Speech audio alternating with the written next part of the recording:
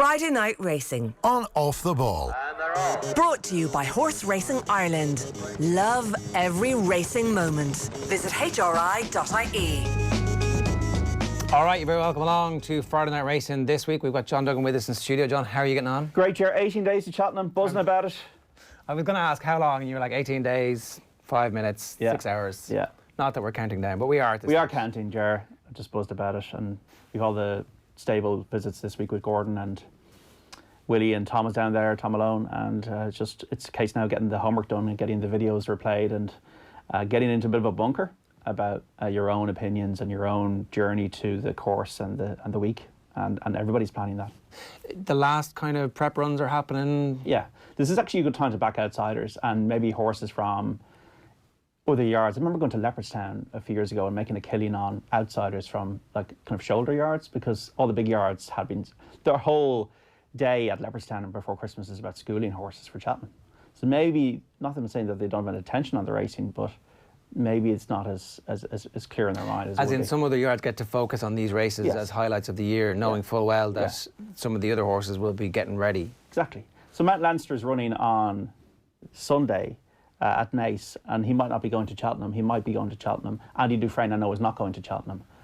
So we're getting to the stage where you really want to be having your run now. You don't want to be getting too much on from now to be having another run, because then you won't be able to peak in the week. Okay, so lots of strategy to go into this weekend. We'll talk about that a bit more later on in the show. As ever, if you want to get involved in the conversation, you can leave a comment on whatever stream you're watching this on, because obviously we stream live across all of Off the Ball social channels every Friday afternoon at 3 o'clock, and then we're live again on the radio after 8. Friday Night Racing is brought to you by Horse Racing Ireland. Love every racing moment. Visit hri.ie or follow the new Twitter account at HRI Racing, and the hashtag is every racing moment. Our special guest this week, though, is trainer Brian McMahon. Brian, how are you doing? Congratulations on a great week last week. Yeah, thanks very much, Jerry. Yeah, it was a good day last Sunday, and been on a bit of a high since. So yeah, it's pretty good. So you had a double last Sunday. Was it John was saying 150 to 1, Seskanan and Semolek. Yeah, score would have been nice, John, wouldn't it, on the double? That's your Cheltenham money, Brian. Yeah, and a bit more. We got a few quid out of it. So listen, you need to, you know, it's the game is tough enough, and you need to try and make hay and collect a few quid when they do win. So yeah, thankfully we got a few bills paid this week. Did you do the double, Brian? I did, John. I fancied the both of them, to be fair. They were in great nick, and the conditions of the races, the ground conditions, everything was lining up, and it's just very rare that happens. And I thought beforehand, I said, well, sure, it's you know, I get 2 winners a year. I'm not going to have 2 in a day, but sure, I'm just going, for the sake of a couple of quid, I'm going a chance to have an each-way double. And yeah, when the first fella won, I said, well, that's that. The second fella has absolutely no chance. He'd want to be 100 to 1 to back it. But yeah, I suppose, you know, as Ben Morrison says, you get days like this, and that was one of them. You know, I suppose what's rare is wonderful. You talked about having 2 winners a year. Just for people who are unfamiliar with your yard, how many horses do you actually have in training? 6. Well, I'm a restricted trainer, Ger, so that means you can only have 4 returned in training at as part of your licence. 4 returned in training at any one time. Now, like most things, you know, there's small bits and pieces of ways around it. So you can have 4 in at one time, but you can return 1 out and return another fella back in. So I have 6, 7, 8, that kind of way. I suppose constant 6 kind of thing. The other thing about it being on a high all week, you're not a full-time trainer with that number of horses in the yard. You have a day job, is that right? Yeah, that's right, Ger. I'm a biochemist, and I work in an American multinational over in Tulla and in East Clare. You know, I tried the training full time up to 2016, 2017, and I just couldn't make it pay, to be honest. And yeah, you'd be stone broke most of the time, just trying to go from day to day. And I said, you know, this can't continue. Like, and like as I said, just I give 8 years in college studying biochemistry. I says I may as well try and make some bit of use out of that and get a few quid. And I thought at the start, I said, well, I'll give this 6 months, get a few quid, and go back at it full time. But when I came in, I really enjoyed it, especially meeting different people and people that have. I came in Monday morning and no one had a breeze, that had 2 winners at the weekend, and that sort of puts it into perspective and takes you outside the racing bubble, which is very important. Like, I deal a good bit with the Chinese, we're in med device and we're I'm over and back to China a good bit, and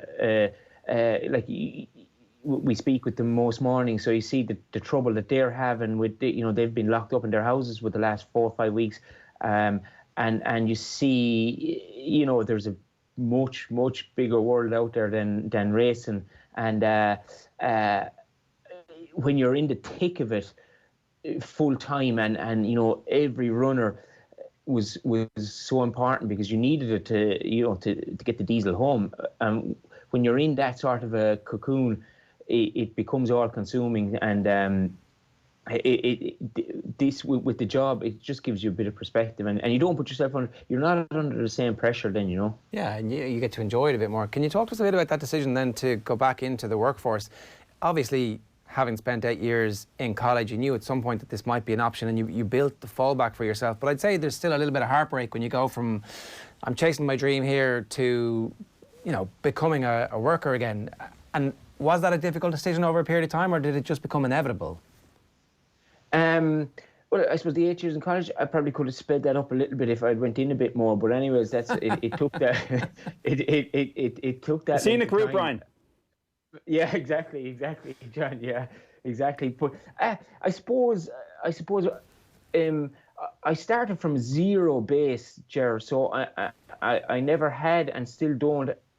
I didn't harbour any ambitions of building up a big string of 50 horses. I was just happy with the lifestyle of riding out, going racing, and the buzz and the kick out of it is, I'd imagine it's like being on some sort of drugs. It's the buzz out of a winner is keeps you going. It keeps you going for a long time. Like, how does it compare to scoring the winning goal in a 1997 All-Ireland winning final against Galway for the banner, Brian? Because you won the minor title on the same day the seniors won. That's right, John. Yeah, that was a fantastic day and a fantastic year. Just to be a Clare man, the county was in an absolute high. Everyone was walking around with their chests out like for the first time, and since '95 there was a great buzz and an atmosphere around the county. Like, I remember going into Flannan's as a first year, and the Tip lads and the Borders, the Tip lads and the Galway lads, they'd be laughing at the Clare lads, been trounced in Munster finals. So we were kind of used to that, and to go around then, in those years with chest outs, and we were All Ireland champions, and in '97 it just felt inevitable that the seniors were going to win, and we were just riding on their coattails. And definitely a rising tide lifts all boats, and it was. Yeah, it was super. Obviously, there was. I had a terrible game in the final. So, while you'd be delighted to win, you'd be kind of disappointed in yourself that you probably didn't play as well as you'd have hoped to play. But sure, it's kind of irrelevant now. Yeah, and after a while, it becomes irrelevant. But sorry, hang on. You were disappointed with your own performance on the day. Yeah. Oh, geez. I was out of it. I was marking a guy called Owen McDonough. He was the Galway captain, and Joe, his dad, was president of the GA at the time, and so they were. I guess the PR guys were hoping that Joe would get to present the cup to his son, and Owen was definitely hoping that, because he gave me an awful skinning on the day, and I got a goal, all right, but it was a Gary Lineker effort from about a yard and a half. I don't know what part of it hit me, but it went in anyways. But so you would be selfishly thinking a little bit about that at the time, and But I guess there's the buzz would be similar, even though there is very few, very little to match the buzz of a winner, to be honest. I mean, it's a 2-point game at the end, and you scored a goal in the middle of it. I would certainly be going, I scored the winning goal in an All-Ireland final. That would be how. Jared, don't worry about that. We definitely lived off it for far too long, and above in UCG, Tony Horse Regan, who was in charge of the sports department in the hurling team, and it was a good few of us went up on scholarship, and that scholarship money wasn't spent buying boots and gear. So we made plenty of use of it, all right. And come here, who was on the team? Like anybody who actually makes it as a senior in the next couple of years? No, and I guess it's one of those things. John Redden was captain, and he went and played in All-Ireland senior, but it was one of those things. Gro Constantine played senior, right? But it was one of those things, I think, that where a minor team that makes a breakthrough, they kind of. You see, it's happening in Westmeath, the footballers in Laois, they kind of go off the rails a little bit, and it's subsequent teams that come through, and like my brother was on the minor team the following year, and I suppose he could see the error of our ways, and he went on to play senior for 10 years for Clare, and lots of them, Tony Griffin, Tony Carmody, Jerry Quinn, all came after that team, and it's I don't know, it's definitely a thing because. It's replicated around the country, Yeah, totally. So there's some, like if you look at some of the Kilkenny lads who didn't win at minor, go on to become all-time greats. Well, Henry Shefflin. Henry was on the Kilkenny team that we beat in the semi-final that year, and they do say that a lot of it, like David Tierney was on the Galway team, and Diarmaid Clooney, and a lot of it, if you don't get success at that age, I guess it breeds hunger rather than going around with a full belly. And one last thing, I'm always interested in how a team that wins a minor All-Ireland is perceived in the aftermath, that everybody's like, God, you guys have made it now, particularly on the day when the seniors have done, because you get to go to all the senior functions. Yeah, absolutely. Yeah. And we were on their coattails at all the functions, and looking back at it, it was probably too much, we probably believed our own hype a little bit. And listen, then you're only minor at the time, and there's a lot of, it can be like a precocious 2-year-old horse. You've got to develop mentally and physically, and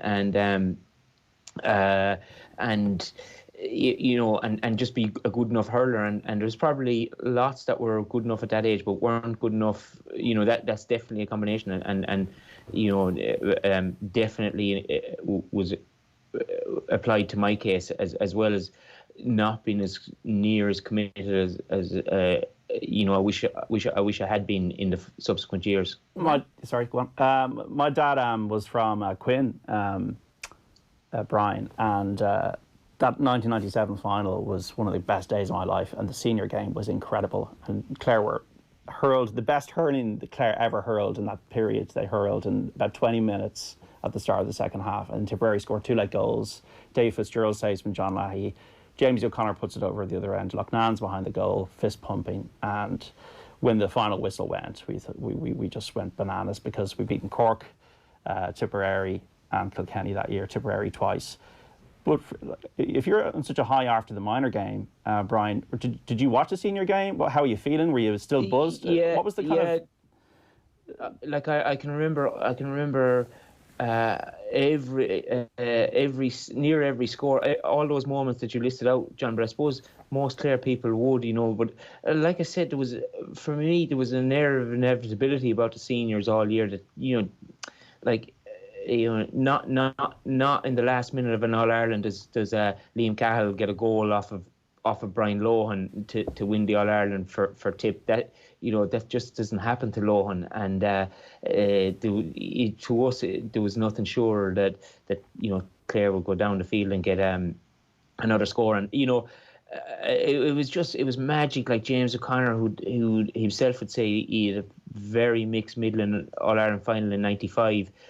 For the ball to be popped out to him from Colin Lynch and into Hill 16 on the run. He strikes over the bar to win it. Like, I remember the medal ceremony. They played U2's Perfect Day, and it was just like that.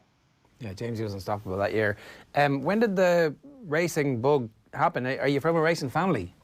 No, there's no horses at all in our family, or nothing to do with it.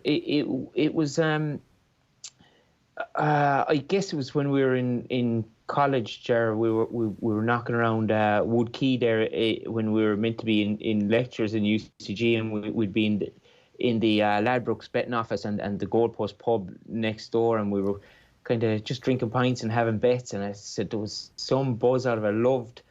I loved kind of, and this I think is, where racing can really come into its own. There's just a lot of, John, a lot of nuance about it, and the more you learn about it, the more intriguing it becomes, and it takes a hold of you, and it started from there. I was Paddy Hassett was with us in college, and his dad trained down in Quinn, Donny, and I said, geez, rather than being on the periphery of this, I'd love to actually go and see what a yard it looked like. So I was there, wasn't there 10 minutes, and they put me up on a horse up the gallop, never ridden before.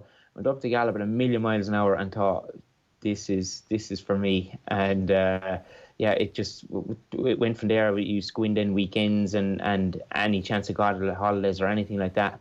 And working, like cleaning out and doing all that. Exactly. Yeah, just because I loved it. Yeah, mucking out and riding out. Like I'd say, the first month I was going, or the first couple of months, I'd say fall off 3-4 times a morning. But the second month then maybe only fall off twice, and you just kind of, I was winging it away, to be honest. And the lads were really good, it gave me a good slagging every time I fell off, and that made you hang on a bit better. And after that, then, so I'd come down from Dublin. I was in UCD at the time, and I got a job then back in Clare, and that it was into the teeth of the recession, 2009, I'd say, and we got made redundant. And I said, geez, chance now, I'll go at it full time. So I wrote off to 5 or 6 of the top trainers in England, and Nicky Henderson got back to me. He must have been stuck for staff. He was stuck for staff, and give me a job as a stable lad. So can I just everybody needs to pay attention to this bit, right? So you ride off to Real Madrid and Man United and Barcelona, and Real Madrid are like, yeah, no problems, come on down. Yeah, that's close enough to how it was. Now, I was writing off with a CV that'd make Gareth Bale blush, where whereas in actual fact it was it should have just read Brian McMahon Chancer, but like that, I guess I just winged it, and like I remember Corky Brown, who'd be the famed head lad there. I think Nicky wanted to fire me after a week, and he'd have been right to, but Corky just took some bit of a shine to me and told the governor to say he's all right, give him another chance, and by degrees then it just, you got into the hang of it a lot better, and then it went from there. But what had you done that made Nicky Henderson want to fire you? Heaps of different things, but I think my saddle went sideways one day in the gallop. I just had the girths tightened enough. I wasn't, and the Hassets won't mind me saying this, but when we went over to England, like, you'd have your non-slip, you'd have a soft pad, hard pad, a sheet, and girths and straps coming from everywhere that I wasn't used to at all. And the tack just went sideways with me on the gallop, and I went out the side door, and Nicky was like, absolutely doing his nut. But and he was like Corky batting for me,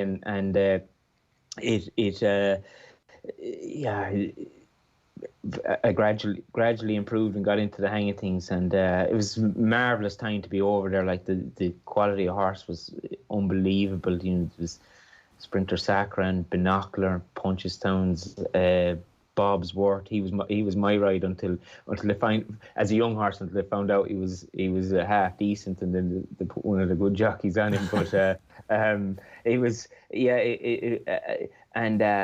the right, Barry Geraghty had just taken over from Mick Fitz, and you'd Felix de Giles and Dave Bass, Jerry McGrath. Jerry McGrath had just started at the same time as me, and we became really good mates. We're very good mates still. We'd speak a couple of times a week, and I go over to Lambourn and stay with him. And Nico de Boinville had just started, and it was a really good time to be there. Big operation, Brian. Big operation. Yeah. What was Nicky's secret to success, do you think? It's really hard to know, John. Like, he's really good facilities, which I guess is there's a 1.25 mile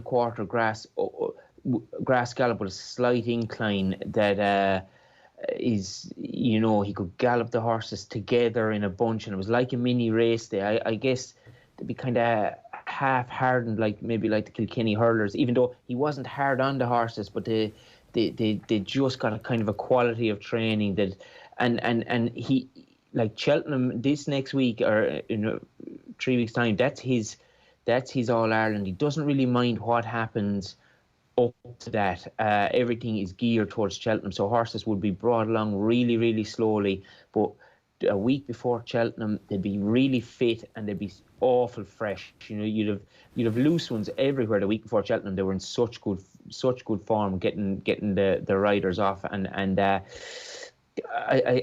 think he's patient, but I suppose when he has the credit in the bank, he's able to be patient with get owners to be patient with him, and it's hard to put your finger on it. Like Jerry McGrath still a mate. Brian, is Nicky's best one for Cheltenham? Is it Shishkin? I was in Lambourn last week, John, and I was just asking Jerry, how does Siskin and Chantry House work together, or have they worked together? And he said they have gone up the grass a couple of times together, and there wouldn't be a hair's breadth between them. And Chantry House is 3 times the price of Siskin. So yeah, I was on the Antipost book after that, and I had a few quid on Chantry House. And he said he's owned one in the Ballymore, a horse called Glyn. He's really looking forward to riding that. He thinks it's a big chance. Fascinating stuff. And you had a horse who went to Cheltenham a few years ago, Powers Bomb in 2015, won at Galway, and then you had a runner at Cheltenham that was nearly a winner, finished behind Tully East in a novice handicap chase, and I think 2 out, he was in the lead. Yeah, I actually jumped the last in front, John, and my God, he gave us some thrill. But he'd been a little keen through his race, and he jumped only middling, and I'd say he had. He was in the red coming to the last in terms of his petrol, and that hill found him out. Then he was passed up the hill, and he finished 4th in the end. But it was a marvellous run, to be fair, and I was hoping to get him over there this year, but he ran in Thurles yesterday, and he just kind of got stuck in the ground a little bit, and he probably won't get into the Grand Annual now. Brian, what was the point of going over to Nicky Henderson? Was that your dream at that stage, to use that as a springboard to become a full-time trainer? Is that what was the thought process? Yeah, I'd say so, Jared. Subconsciously, subconsciously said, it gives you, to say that you were in Nicky's for a couple of seasons, it gives you kind of a bit of credit or a bit of standing to say, well, this fella might have, something what he's talking about. If he's kept his ears open at all, he'll have learned something. And I guess that was the idea behind it, yeah. Yeah. So and at the time, there was not a whole pile happening here. There probably wasn't too many jobs in racing, and in my industry, it was tight. So the decision to come home, and was that straight away to come home and open up your own yard? No, so I gave 3 years in England, and obviously I was around 30 when I went over, so I was 33, 34, on £200 or £190 a week. This isn't going to be sustainable for too much longer. So I got a job in Sligo, they were making blood tests for horses, so sort of combining both the science and the racing and the horses. And but I did it for about a year, and we'd taken blood from the horses and from a racing yard in Sligo, and I would I'd go out and take blood and go back into the lab and test it. And after a while, I was going out riding a lot, riding 2 lots, and then I was half the day out in the racing yard and an hour in the lab, and I said, well, sure, I'm going to go and do this full time. And so at that point, obviously, again, that's a big leap. It's like, okay, I've got to back myself, and I've got to take all the things that I've learned from everything really, and become a businessman. At the same time, the art of training as well. So what was that like? That must have been a big decision, and also you must have loved it. Yeah, a big decision. It was a tough decision, Ger, and I had a girlfriend at the time that had moved over from Lambourn with me. She was into horses, and she was not best pleased by it. But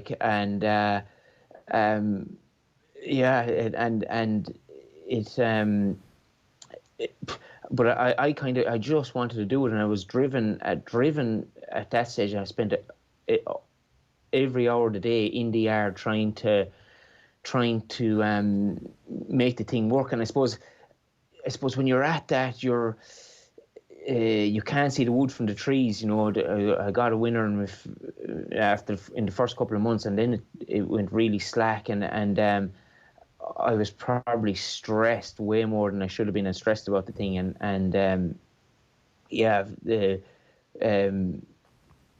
Frankie went back to England then after that, so it is enjoyable, but it has, it definitely has negative consequences too. When cash is tight and you put yourself under pressure, it's the good days are great, but the bad days are not great either. Yeah. So it's the same question really I asked earlier on. Then that obviously you lived through that, and there's the life of the artist somewhat, where you have to live this thing every day, and you don't really know what finance is going to come through at the end. That's kind of in the lap of the sporting gods. The decision to have tried that, and then for it to have worked to the level that it worked, and to go back and go, actually, I can do these two things. I can have a life where there's balance. I guess it's like an integrated GAA player now, striving for a bit of balance and having a day job and having this thing that you're good at and you love. Is this the happiest that you've been in your life then? Yeah, definitely. And also, like, the mistakes I made when I started off, I needed to make them to learn from them, And if I hadn't gone and done it, you wouldn't have learned from all those mistakes, and to have the perspective now that, well, they will run terrible for a while, but not panic, they'll come around again. So yeah, definitely in a good enough place now. The boss Tuesday morning, I got a text off the boss on Tuesday evening, Monday evening, and he says, can I see you tomorrow morning at 7 o'clock? And I was like, Jesus.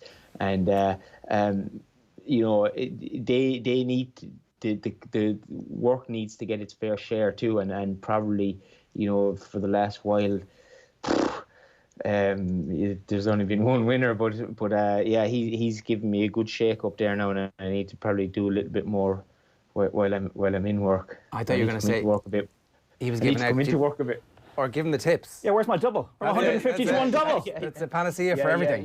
Yeah. So his boss is actually a good racing man. So the boss's boss. Yeah, exactly. I think if I get in any more trouble, I'll just go over his head. Two quick questions coming in. One by text. Does being a biochemist by day mean that Brian is very scientific in his approach to training horses, or does he do it by feel? I think it's by feel, but you try question things in your head and see, does this make sense? And for example, Powersbaum ran yesterday and ran okay. He finished 5th, but he turned in the lead, and he faded. And I'm going home then in the Jeep with my neighbour and the guy I work with, John Staunton. We're going through things in our head of, obviously you can't ask the horse why did he fade, and you're then trying to come up with theories of why he might have faded, and you're doing that a lot. But so it's by feel, and then propose a theory and see, does that actually make sense, or could that work? So it's I guess the scientific background helps with reasoning, but we'd be far from methodical about, like, we'd be riding out there in the dark, and it'd be, things can be up in a bit of a heap, so we wouldn't be methodical like that, but it helps with reasoning of why things are as they are. Yeah, okay. So riding out in the dark, even just the practicalities of riding out after a day's work, does that mean you need to do floodlights, or like, are the horses spooked? No, they're used to that. When evening racing comes in now, we should have an awful advantage, because sure we don't get going until the lads around would say, are you riding out, or is it not dark enough for you yet? Like, so it's but that, from November through to about now, it's really tight for time. So yeah, we'd have the high vis jackets on, and just trust that the horses know where they're going. And that's but they get out, and horses are a creature of routine, so it doesn't really matter to them after a while, once they get used to going out in the evenings and chilling out during the day. They just get used to it. Yeah, that makes sense. We'll definitely look out for your horses for the evening meetings. And then another one from Grace on YouTube wants to know, what did you think of the handicappers' reaction to last week's win? £7 to a 14-year-old seems harsh.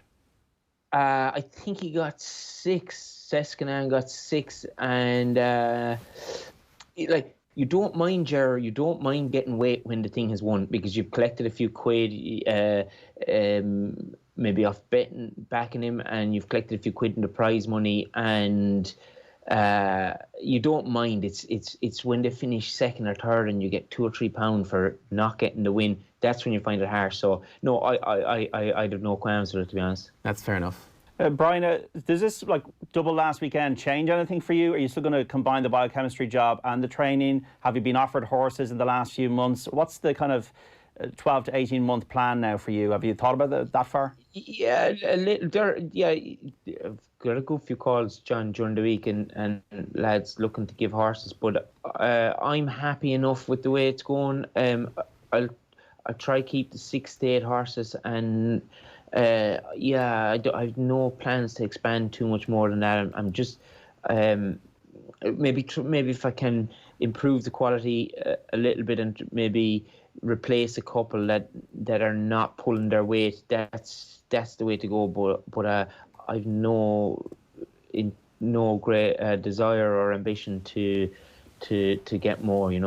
All right, Friday Night Racing is brought to you by Horse Racing Ireland. Let's move on, because the Tote Irish Injured Jockeys Charity Fund back on track last week after Keith Donoghue's selection. Queensbrook ran out a very easy winner last weekend at Gilroy Park. 20 lengths, I think, 20 odd lengths. I was looking at the result and going, did you back it? Of course I did.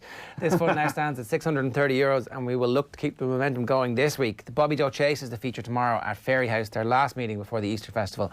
On Sunday, there's a high-class 7-race card from Naas as well. Meanwhile, in the UK, there's going to be 5 graded races coming from Kempton Park, which should see plenty of Cheltenham challengers emerge. And a reminder, new Tote customers can get up to €50 cash back for opening a new account. Check out thetote.com for more details.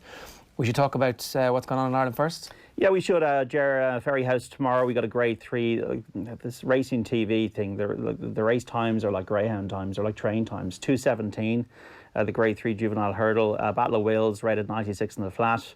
For Gordon Elliott, Davy Russell, Willie Mullins, Game and Original, could be anything. Paul Tannen picks that one, and Willie's got a few runners, but not a race to really have a bet in. The Bobby Joe Chase, a lot of horses here that are light of better days, including Bell's Hill, who's gone off the boil. Pleasant Company's target is probably the Grand National. Sub Lieutenant hasn't been running that well. Maybe Acapella Bourgeois was third in the Irish Grand National last year. Maybe Acapella Bourgeois, but once again, I'm not that inspired by it. On Sunday in Naas, we got a grade 3 chase over 2 miles at 2:10. Articulum is a course and distance winner. If he stays in his feet, he's been falling and unseating all over the place. He was third in the Arcade at Cheltenham last year. I think Articulum might have a going day and might have a winning day on Sunday at Naas. Then the 3:10, a grade 2 novice hurdle. I like the look of Mount Leinster. Mount Leinster was very impressive for Willie Mullins over Christmas. Christmas. Disappointed last time out in a hot race, but Mount Leinster might not be going to Cheltenham. He might be, but he might not be, and I think he might deserve another chance, Mount Leinster, in the red and white colours for Willie Mullins. When there's a bit of a debate about a horse going to Cheltenham and the horse is running this weekend, they're like absolutely pushing the horse to the absolute maximum to see if it's worthy of his place in Cheltenham, or they're... No, I still think they would leave a bit. They would still leave a bit. And maybe the proximity of his entry would suggest to me that he's not going. Like Andy Dufresne is in the race and he's not going to Cheltenham. Maybe they need to take a bit more time with this horse, who can be a little bit in and out Leinster. Okay. Let me just get some of Brian's thoughts on that. Brian, what have you got this weekend running yourself? Nothing, Chair. Right. I don't think. No. Fair enough. Nothing. And have you any thoughts on what's happening in Fairy House tomorrow?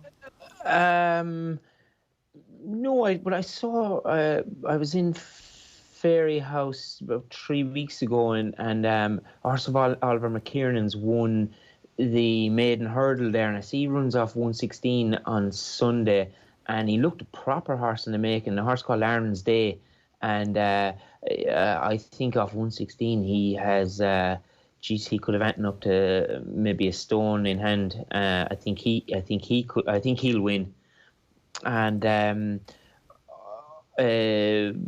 Saturday in Kempton in the Kingwell, I was speaking to Tom Simmons, who was assistant to Nicky when I was there, and we stayed good old buddies. And he runs a horse called Song for Someone, and he said he's really improving, and to win the Kingwell he doesn't need to improve all that much. And I'd be absolutely delighted for Tom. He's a gent, and he's probably not hit the headlines the way his talent would deserve, and to win a Kingwell on Saturday would be a great fill up for him and the yard, and I think he's a right chance. Okay, so Song for Someone on Saturday, Kempton, and Aaron's Day on Sunday. Yeah, 11-4 Song for Someone, a second favourite at the moment. In a race that I would probably agree with Brian, like Shidabello favourite, but as a handicap hurdler. When Oliver McKiernan does have a good one, he tends to do well with. I remember Follow the Plan had a great run a few years ago with Oliver, and he's consistent, have pushed himself at the game. The one I'm going for the charity bet, look, you can always bet on a UK racing on the tote. It doesn't always have to be Irish racing. I was at Leopardstown Christmas and I had a few bets on the Welsh National through the tote. So the one I'm going to go for each way, the 2:45 at Newcastle, the Eider Chase is a marathon, a 4-mile chase, one of these kind of Grand National trials. The horse is Glittering Love for Nicky Richards, trained up in the north of England. Progressive horse, lightly raced, has been running at the track, was third last time. I think a very interesting runner, between 7 and 10-1. Glittering Love in the 2:45 at Newcastle tomorrow. But we'll definitely pull some of yours out as well, Brian, and put them in a post on offtheball.com, because you've said some very interesting things. Do you have one for Cheltenham, that maybe not of the Nicky ones, but is there one horse you're really looking forward to seeing at Cheltenham? I'm going to put up my own fella, John. Shane Lake and the Kim Muir. I just had a look there and on the phone before coming on, and he's a 50-1 poke, and the 3 miles 2 furlongs will we like that rightly play at these strengths. So I'd have a few quid each way in him. Like it'd be beyond belief, but I think he's a fair chance. Yeah. Who's going to ride it? Owen Mahan. So Owen rides out with me and every day, and he's serious man to work and a serious man to ride, and he won it on Sunday, and he'll ride it again, take £7 off, and he's great value for the £7. Brian, we have people on who obviously are involved in some of the biggest sports organisations in the world. That's the level of powerhouse that we have on. But your lifestyle seems like something that I think a lot of people watching are going to be like, that guy has it. He's got it made. He's got the day job and the responsibility taken care of, and every waking hour is spent in the company of these amazing horses, and with all of the peccadillos that they have, and at the same time, you're having some success and you're making your own way. It's like it's a beautiful balance you've got going. Yeah, possibly from the outside, Ger, it might look that way, but I guess not everyone's life is perfectly in order. Like when Frankie hit back for England, we'd a baby boy, Keelan, and he's back in Lammer, so that's why I go over every couple of weeks or every 6 weeks or so to see him, and yeah, that's tough. Like, and there's no question that was probably racing that left the situation the way it is. So yeah, while things may look good there for the outside, it's not all roses. Fair enough. All the decisions come with consequences, I guess, is the for sure. Yeah, for sure. Yeah. Well, listen, It's been brilliant having you on. It's a remarkable story, continued success, and we're all going to pile in now on the Shimalayak and the Kim. So by around the time he got going, my dad had a brain tumor, and that was his favorite. It's a song Mogilla Mar. I don't know. This was my. The Specsavers ad where the farmer is shearing the sheep and he ends up shearing the collie. That song that's in the background is Mogilla Mar, and the first line of it is Shemalayak Mogilla Mar, and it was my dad's favorite song. It was sung at his funeral, and it'd be just be very fit. Well, he's already done. He's won 5 times, so he's already doesn't know us a thing. But it'd be awfully fitting if he could give us a run come Thursday the 12th. Shemalayak he's my hero. Is that it? Yeah, that's right. Yeah, he's my warrior. That's right. Yeah. Is that it? He's my hero or warrior? Yeah, he's my hero. He's my hero. Yeah. Well, listen. Yeah, so yeah, it'd be very, very fitting. Absolutely. Well, listen. Best of luck with it. Thanks a million, as I said, for making the time to talk to us. No worries. Up the banner, Brian. Cheers, Brian. Cheers, Brian. All the best. That was a great guest this week. All the unexpected stories that you get from racing. All-Ireland minor hurling winner. You're there on the day. You're under 18. You see the seniors win. Clare didn't win anything for years, and then 20 years later, you're training winners. You've got a Cheltenham horse. You got a Cheltenham chance this year. I think as well, obviously, it's the same point I just made. It's slightly differently though. That the wonder of having somebody go to Navan last week and put up a double like that, when the powerhouses have their best runners out, who are all chomping at the bit to prove fitness in time for the Olympics of National Hunt, which we're on the doorstep of. But in the middle of all that, for a part-time trainer who's come the circuitous route to get there, to pop up and to have 2 winners and go, yeah, I can exhibit, or I can exist and coexist with Willie Mullins and Gordon Elliott and everybody else that has, the power that they have is a fairly remarkable thing. Well, it's back to the Tom Foley and Dunolly days and 1994 and going to Cheltenham and never been on a plane before and winning at Cheltenham with Charlie Swan and Peter Casey a few years ago with Flemenstar. These are the stories that make racing really attractive to the broad mass and not just the superstars of the sport from the day to day. We can't ignore they're all obviously brilliant as well. But these are the stories, the tapestry of Gaelic games, the community and racing, that they're all kind of naturally intertwining. And also that the name hasn't been picked by somebody's kid for no reason. It's this is the first few words of the song that was sung at my dad's funeral. Yeah. It's there's a resonance and a meaning to that. And him not knowing as well the next day. He doesn't know when he's going to have a winner with only 6 to 8 horses, and then to have 2 within an hour and a half of each other, it's pretty special stuff. And hopefully for Brian that somebody will see this or whatever and say, oh, you know what, this guy can train, because obviously he's picked up a lot from Nicky Henderson.